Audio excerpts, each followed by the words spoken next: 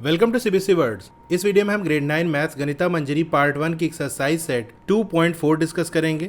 इससे पहले के टॉपिक्स और एक्सरसाइजेस की वीडियो अपलोड हो चुकी है। अगर आपने नहीं देखा तो description as well as comment section में आपको प्लेलिस्ट का लिंक मिल जाएगा, वहां से देख सकते हो। Question number 1, suppose a plant has height 1.75 feet and it grows by 0.5 feet each month.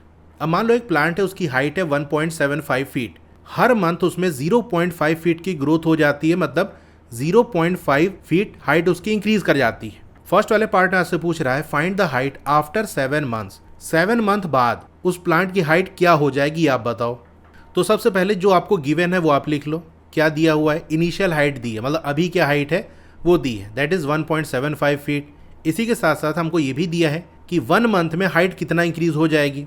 Growth in 1 month equal 0.5 feet. 7 month बाद हाइट कितनी हो जाएगी, इसकी वैल्यू कैसे निकलेगी? देखो, अभी जितनी हाइट है that is initial height, plus जितनी ग्रोथ होगी अगर वो हम कर दें तो हमको हाइट की वैल्यू मिल जाएगी। इनिशियल हाइट तो 1.75 है, बस इस ग्रोथ की वैल्यू हमको मिल जाए तो ऐड कर देंगे तो हमको हाइट मिल जाएगी। अब आपको ये दिया है कि 1 मंथ में 0.5 फीट ग्रोथ हो रही है, तो ये बताओ 7 मंथ में कितनी ग्रोथ हो जाएगी। 0.5 को हम 7 से मल्टीप्लाई कर देंगे, तो आप ऐसे लिख देना therefore growth in 7 month. 1 month में इतना ग्रोथ हो रही तो 7 मंथ में 0.5 multiply by 7 which is 3.5 feet. तो 7 मंथ में इतनी ग्रोथ होगी। क्वेश्चन में ये नहीं पूछ रहा है कि 7 मंथ में कितनी ग्रोथ होगी, कितनी हाइट हो जाएगी ये बताना है। तो 1.75 फीट हाइट तो पहले से ही है, प्लस अगर ग्रोथ कर देंगे दैट इज 3.5, तो हमको वैल्यू मिल जाएगी। तो ऐसे लिख देना हाइट आफ्टर 7 मंथ्स इक्वल हो जाएगा initial height plus growth in 7 month. Initial height है 1.75, ग्रोथ हुई है 3.5, ऐड कर दोगे आ जाएगा 5.25 फीट। यही फर्स्ट वाले पार्ट का आंसर है। सेकेंड पार्ट में आपको टेबल बनाना है of values for t varying from 0 to 10 months, जहां पर टी की वैल्यू को आपको लिखना है 0 से लेके 10 मंथ्स तक। मतलब यहाँ पर जो टी है वो मंथ की वैल्यू है, और मंथ की वैल्यू आपको 0 से लेके 10 तक लिखना है, मतलब 0, 1, 2, 3 इस तरह से 10 तक आपको टेबल में लिखना है। And show how the height H increases every month. इसी के साथ साथ आपको ये भी शो करना है कि किस तरह से जो हाइट है, जिसको स्मॉल एच से आपको डिनोट करना है, वो हर मंथ के साथ इंक्रीज कर रही है। जो क्वेश्चन हमको दिया है ना, हर मंथ 0.5 फीट हाइट इंक्रीज कर रही है, तो जैसे जैसे मंथ बीतता जाएगा प्लांट की जो हाइट है वो इंक्रीज होती चली जाएगी। तो कैसे हाइट इंक्रीज कर रही है, मतलब मंथ के साथ हाइट की क्या वैल्यूज आ रही है, वो भी आपको शो करना है। तो बेसिकली टेबल में हमको 2 वैल्यूज शो करनी है। एक तो मंथ्स की है, जिसको स्मॉल टी से डिनोट करेंगे, जैसा क्वेश्चन में हमसे कह रहा है कि टी की वैल्यू 0 से लेके 10 मंथ तक है, मतलब ये मंथ की वैल्यू है जिसको टी से एक्सप्रेस करना है। दूसरी वैल्यू है हाइट की, जिसको स्मॉल एच से डिनोट कर रहे हैं। अच्छा, यहाँ पर मंथ की जगह आप टाइम भी लिख सकते हो। मंथ क्या है, बेसिकली टाइम ही तो है ना।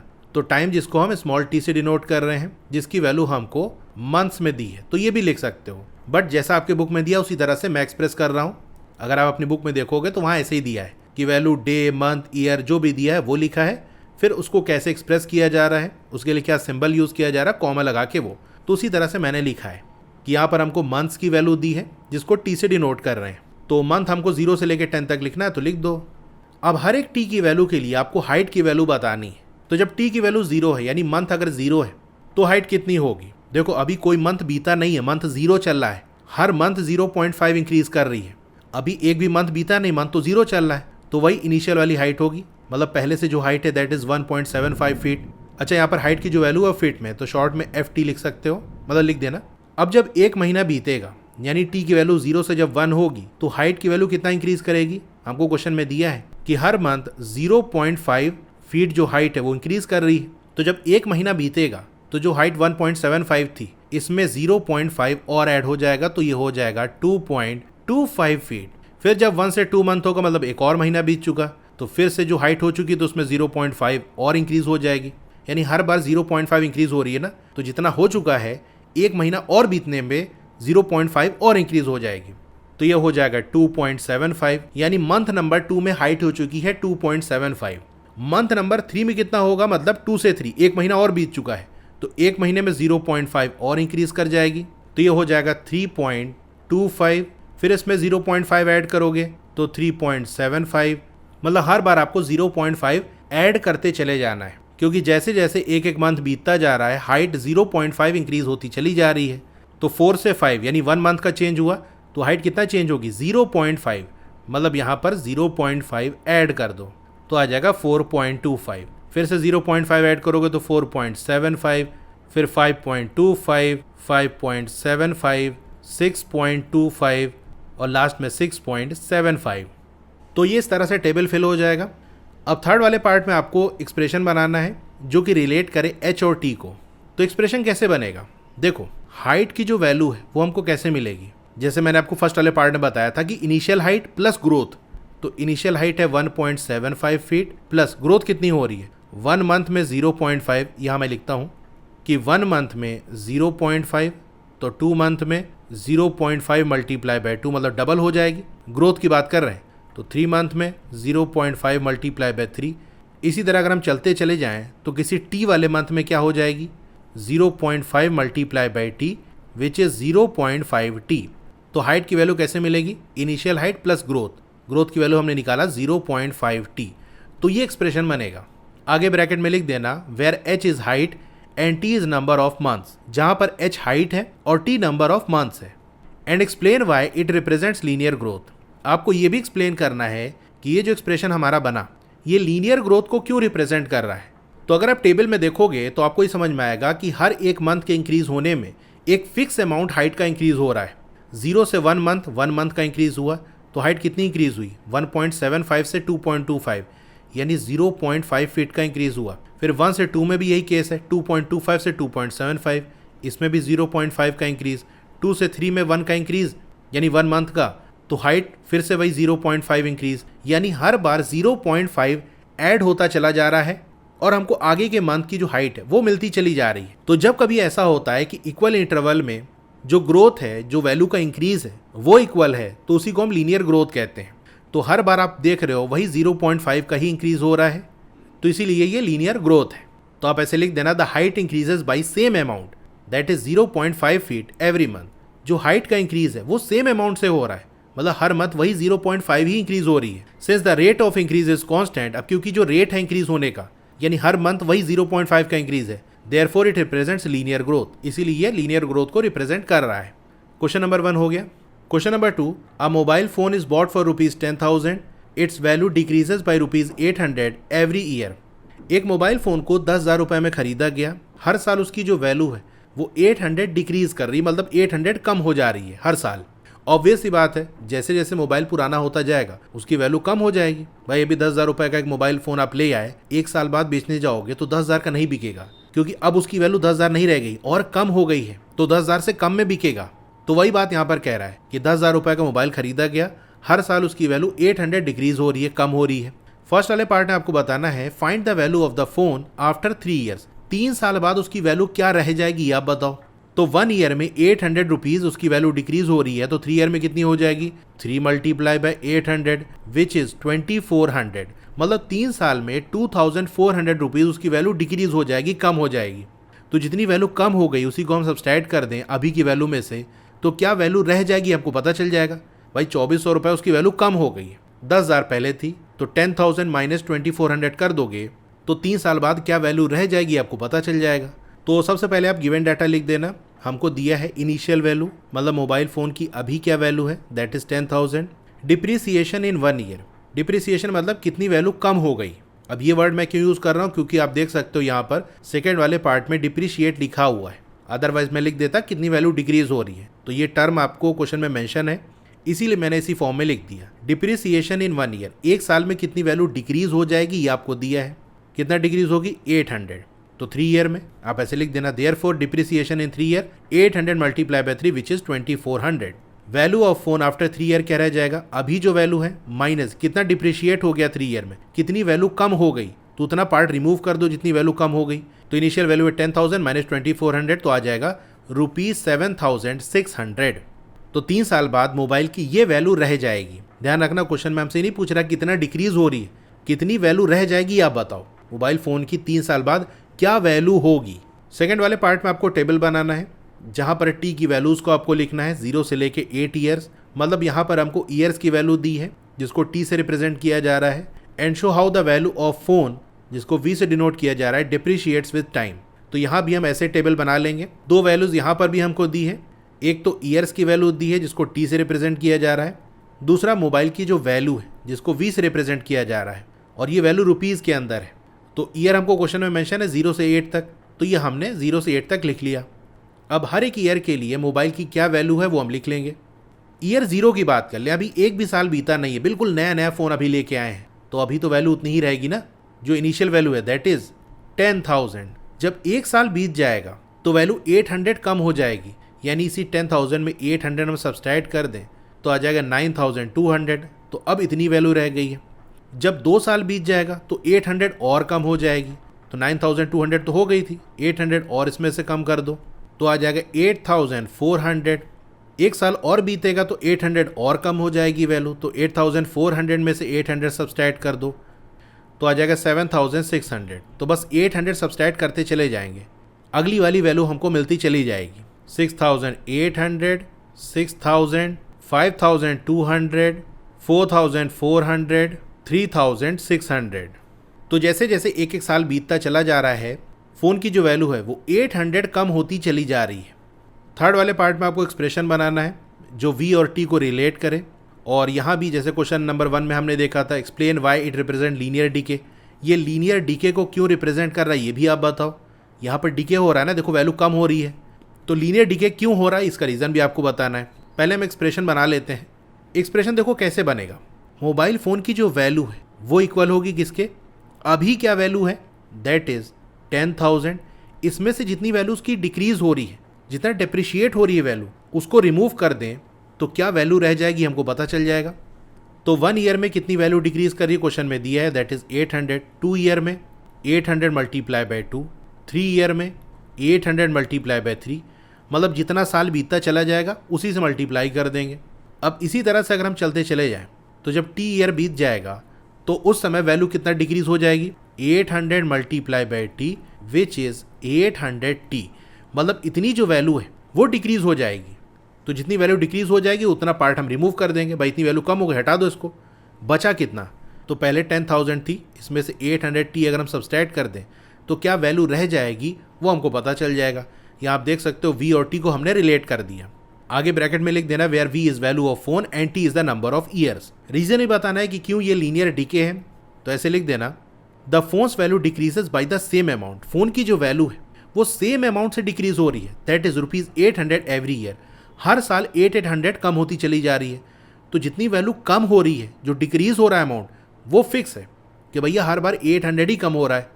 Since the rate of decrease is constant, क्योंकि डिक्रीज होने का जो रेट वो कॉन्स्टेंट है कि वही 800 डिक्रीज हो रहा है, therefore it represents linear decay, इसीलिए ये लीनियर डीके को रिप्रेजेंट कर रहा है। क्वेश्चन नंबर 2 हो गया। Question number 3, initial population of a village is 750। एक विलेज की इनिशियल पॉपुलेशन 750 है, मतलब अभी उस विलेज में 750 लोग रहते हैं। Every year 50 people move from a nearby city to the village. हर साल 50 लोग करीब के शहर से विलेज आते हैं। फर्स्ट वाला पार्ट आपसे पूछ रहा है find the population of the village after 6 years. 6 साल बाद विलेज की पॉपुलेशन क्या हो जाएगी ये आप बताओ। तो देखो क्वेश्चन में हमको ये दिया है कि भैया अभी जो पॉपुलेशन है विलेज की, यानी इनिशियल वाली पॉपुलेशन, वो 750 है। नियर बाई सिटी से विलेज में लोग आ रहे हैं, तो विलेज में आएंगे तो विलेज की पॉपुलेशन क्या होगी, इंक्रीज हो जाएगी। तो एक साल में 50 लोग आ रहे हैं, तो हमसे 6 ईयर का पूछ रहा है कि 6 साल बाद क्या पॉपुलेशन होगी। तो 6 साल में कितने लोग सिटी से विलेज आ रहे हैं, तो एक साल में 50, तो 6 ईयर में 50 मल्टीप्लाई बाई 6, मतलब इतने लोग आ रहे हैं। तो यही जो वैल्यू है उसको 750 से आप ऐड कर दोगे तो आपको पता चल जाएगा 6 साल बाद विलेज की पॉपुलेशन क्या हो जाएगी। सबसे पहले आप गिवन डाटा लिख देना, initial population equal 750, increase in population in 1 year. एक साल में कितनी पॉपुलेशन इंक्रीज हो रही है, भाई जितने लोग शहर से विलेज आएंगे उतना ही इंक्रीज होगा। तो एक साल में 50 लोग विलेज आ रहे हैं, तो एक साल में 50 इंक्रीज हो जाएगी। हमको 6 साल का बताना है, therefore increase in population in 6 year. 6 year में कितनी पॉपुलेशन इंक्रीज हो जाएगी, 50 multiply by 6 which is 300। Population of the village after 6 year equal हो जाएगा इनिशियल पॉपुलेशन, मतलब अभी जो पॉपुलेशन है 6 साल में कितने लोग आ रहे हैं बाहर से, दैट इज़ 300। इसको ऐड कर देंगे आ जाएगा 1050, मतलब 6 साल बाद विलेज की पॉपुलेशन हो जाएगी 1050। सेकंड वाले पार्ट में हमको टेबल बनाना है, मतलब जैसे अभी हमने 2 क्वेश्चन में किया ना, ठीक उसी तरह से हमको यहाँ भी करना है। सेम पैटर्न पे ही सारे क्वेश्चन हैं। एक क्वेश्चन आपने समझ लिया तो बस थोड़ी सी सिचुएशन चेंज किया है, बाकी सारी चीज़ें वही हैं। यहाँ भी देख सकते हो टेबल बनाना है for values of T. T की वैल्यू आपको 0 से लेके 10 ईयर्स दिया है, मतलब टी क्या है, ईयर्स की वैल्यू है 0 से लेके 10 तक। तो टेबल में हम फर्स्ट रो में क्या कर देंगे, टी की वैल्यू लिख देंगे। यानी ऐसे लिखेंगे ईयर्स कॉमा टी। ईयर्स की वैल्यू हम लिखेंगे पहली रो के अंदर जिसको टी से डिनोट कर रहे हैं, तो इसकी वैल्यू 0 से लेके 0, 1, 2 इस तरह करते करते 10 तक लिख देंगे। And show how the population capital P increases every year. दूसरी वैल्यू जो आपको टेबल में लिखनी है वो पॉपुलेशन की है, जिसको आपको कैपिटल पी से डिनोट करना है। तो हर ईयर के लिए जो पॉपुलेशन की वैल्यू है वो आपको लिख देना है। तो ये इस तरह से टेबल बनेगा। पहली रो में हमने ईयर्स लिख दिया जिसको टी से डिनोट कर रहे हैं 0 से लेके 10 तक। फिर पॉपुलेशन कैपिटल पी से जिसको डिनोट करना उसकी बात कर ले। तो जब ईयर 0 है, मतलब अभी एक भी साल नहीं बीता, तो पॉपुलेशन कितनी होगी, वही इनिशियल जो स्टार्टिंग पॉपुलेशन थी, दैट इज 750। जब एक साल बीत जाएगा तो क्या होगा, 50 लोग और आ गए, तो 750 प्लस 50 कर देंगे, आ जाएगा 800। फिर एक साल बीत जाएगा, मतलब जब 2 साल हो जाएगा तो 50 लोग और आ गए, तो 800 प्लस 50 850। बस 50 आपको ऐड करते चले जाना है, आगे की वैल्यूज़ मिलती चली जाएंगी। तो ये टेबल आपका बन जाएगा। थर्ड वाले पार्ट में आपको एक्सप्रेशन फाइंड आउट करना है जो रिलेट करे पी और टी को। तो एक्सप्रेशन ऐसा बनेगा जहाँ पर हमको वैल्यू मिलेगी पॉपुलेशन की ईयर के अकॉर्डिंग, कि भाई इतने साल के बाद क्या पॉपुलेशन हो जाएगी, उतने साल के बाद क्या पॉपुलेशन हो जाएगी। तो पी इक्वल हो जाएगा किसके, अभी क्या पॉपुलेशन है, दैट इज 750 प्लस कितनी पॉपुलेशन इंक्रीज हुई। तो इंक्रीज की वैल्यू कैसे निकलेगी, देखो एक साल में 50 लोग आ रहे हैं तो 50 इंक्रीज हो जाएगी पॉपुलेशन। 2 साल में कितनी पॉपुलेशन इंक्रीज होगी, पहले साल 50, दूसरे साल 50, यानी 50 मल्टीप्लाई बाई 2। 3 साल बाद कितनी पॉपुलेशन इंक्रीज हो जाएगी, 50 मल्टीप्लाई बाई 3। इसी तरह हम करते चले जाएं तो किसी टी ईयर बाद कितनी पॉपुलेशन इंक्रीज हो जाएगी, 50 multiply by T which is 50t। तो इसी 750 में हम 50t ऐड कर दें तो हमारा एक्सप्रेशन बन जाएगा। इसको आप वेरीफाई भी कर सकते हो, ऊपर हमने टेबल बनाया है। जैसे अगर t की वैल्यू हम 5 ले लें तो चलो पुट करो, t की वैल्यू अगर हम 5 रख दें तो p क्या आएगा, 750 प्लस 50 मल्टीप्लाई बाई t की वैल्यू 5 है, तो 750 प्लस 5 5 25 ऐड करोगे आ जाएगा 1000, जो कि हमारे टेबल में दिया हुआ है। तो मतलब जो हमने एक्सप्रेशन बनाया वो सही है। तो पॉपुलेशन की वैल्यू कैसे मिलेगी भैया, अभी क्या पॉपुलेशन है यानी स्टार्टिंग में इनिशियल वाली पॉपुलेशन प्लस टी ईयर बाद कितनी पॉपुलेशन इंक्रीज हो जाएगी, तो उस इंक्रीज वाले अमाउंट को ऐड कर देंगे तो हमारा एक्सप्रेशन बन जाएगा। Where p is population and t is number of years. अब क्यों ये लीनियर ग्रोथ है, तो टेबल से आप देख सकते हो ईयर हम 1 इंक्रीज करते चले जा रहे हैं, तो पॉपुलेशन में 50 का इंक्रीज हो रहा है, 750 प्लस 50 800, फिर से 50 ऐड करेंगे 850, फिर 50 ऐड किया तो 90, यानी हर बार वही सेम अमाउंट दैट इज 50 का इंक्रीज हो रहा है। भाई हर साल 50 लोग आ रहे हैं ना, तो 50 का इंक्रीज होगा। तो आप ऐसे लिख देना population increases by the same amount that is 50 people every year. हर साल 50 लोग आ रहे हैं तो सेम अमाउंट इंक्रीज हो रहा है। Since the rate of increase is constant therefore it represents linear growth. Question number 3 हो गया।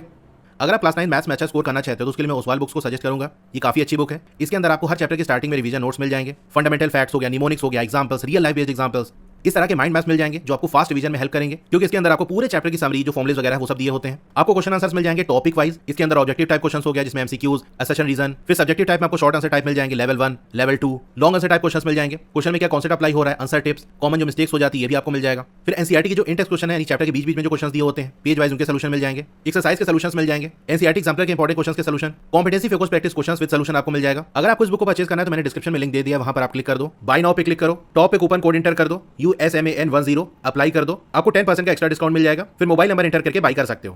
Question number 4, a telecom company charges ₹600 for a certain recharge scheme. एक टेलीकॉम कंपनी है जो 600 रुपए चार्ज करती है एक रिचार्ज स्कीम में, मतलब 600 रुपए का रिचार्ज होता है। This prepaid balance is reduced by ₹15 each day after the recharge. जब आप 600 रुपए का रिचार्ज कराओगे तो हर एक दिन 15 रुपए रिड्यूस हो जाएगा, कम हो जाएगा आपके बैलेंस से। फर्स्ट वाले पार्ट में क्या करना है, right an equation that models the remaining balance, जिसको बी ब्रैकेट में एक्स इससे रिप्रेजेंट कर रहे हैं। अब ये बी ब्रैकेट में एक्स इसका मतलब क्या है, ये मैंने आपको चैप्टर में एक्सप्लेन किया है, इससे जस्ट पहले जो वीडियो डाली थी। फंक्शन को इस तरह से हम रिप्रेजेंट करते हैं। तो बी ब्रैकेट में एक्स लिखने का मतलब ये है कि बी की जो वैल्यू है, बी क्या है, बैलेंस है, बैलेंस की जो वैल्यू है वो एक्स पे डिपेंड कर रही है, यानी बी एक्स का फंक्शन है। तो फंक्शन को इस तरह से लिख के दिखाया जाता है after using the scheme for x days, जहाँ पर एक्स क्या है, नंबर ऑफ डेज है, मतलब कितने दिन बीत गए। तो जैसे जैसे दिन बीतता जाएगा बैलेंस क्या होगा, कम होता चला जाएगा, क्योंकि हर रोज 15 रुपए बैलेंस कम हो रहा है। तो बैलेंस किस पे डिपेंड कर रहा है, एक्स पे डिपेंड कर रहा है, बैलेंस एक्स का फंक्शन है। और मॉडल्स क्या होते हैं इसके बारे में मैंने आपको बताया था कि जब किसी रियल लाइफ सिचुएशन को हम मैथमेटिकली एक्सप्रेस करते हैं तो वही मॉडल कहलाता है।